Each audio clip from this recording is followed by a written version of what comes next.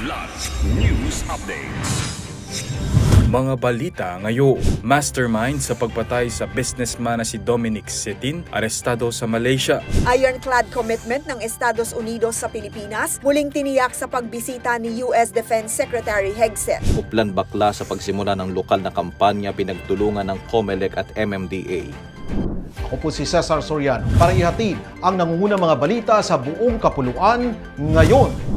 Arestado sa Malaysia si Alan Dennis Lim Sitin, isa sa 3 most wanted fugitives sa Central Luzon sa bisa ng pinagsanib na operasyon ng Police Regional Office 3 o PRO 3 at Royal Malaysia Police o RMP.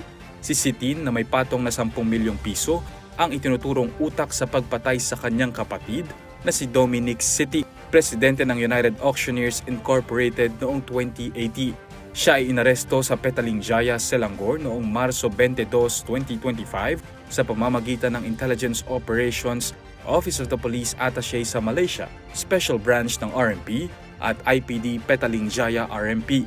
Kasabay nito, arestado rin sa Iligan City ang kanyang kasabwat na si Adrian Rementilla, ang sinasabing middleman sa pagpatay.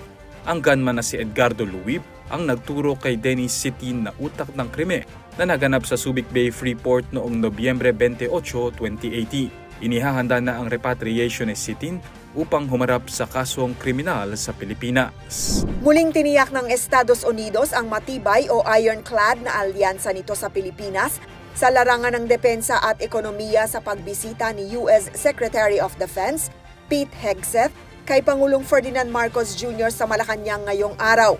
Sa pulong, tiniyak ni Hegseth ang patuloy na suporta ng US sa modernisasyon ng Armed Forces of the Philippines o AFP at sa seguridad sa Indo-Pacific.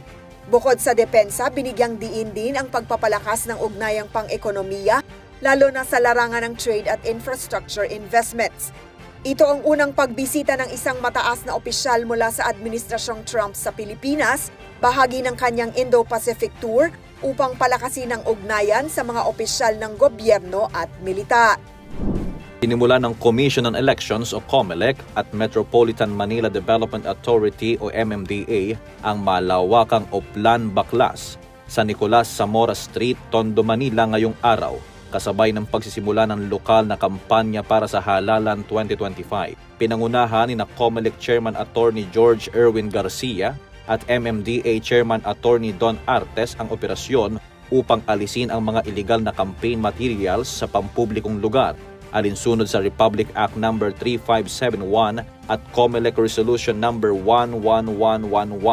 Ayon kay Garcia, bibigyan ng 3 araw ang mga kandidato upang tanggalin ang kani-kanilang campaign materials sa ipinagbabawal na lugar bago maglabas ng show cause order.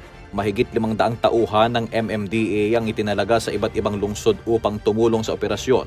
Hinihikayat din ng COMELEC ang publiko na mag-ulat ng mga illegal na campaign materials sa kanilang tanggapan o social media. Ako po si Cesar Soriano, kasama nyo sa bawat pagputo ng balita.